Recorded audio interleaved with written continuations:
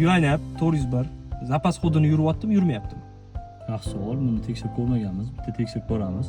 100 dan 0 gacha necha yurishini ko'ramiz. Zapas xod 401 berilgan. Qanaqa sharoitda yuramiz?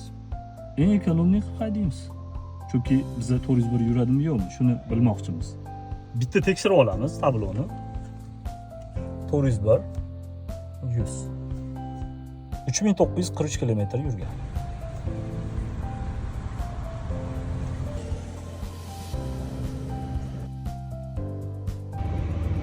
%100% zaryadkadan 50% ishlatib bo'ldik.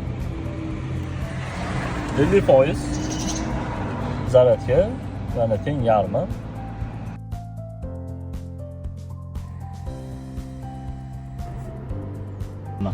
BYD yuvanib 3943 kilometr yurgan edi, 4414 kilometr bo'ldi.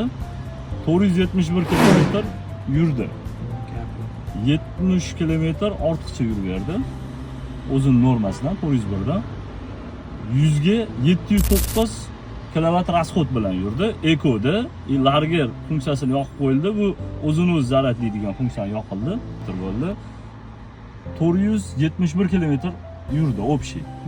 401 ko'rsatgan bo'lsa, 70 kilometr ortiqcha yurdi. 1% bilan elektrostansiyaga kirdi.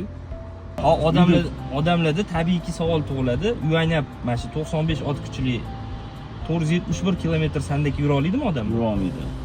Bu probegi yurib bera oladimi deb harakat qilib, eng ekonomik qilib yurildi.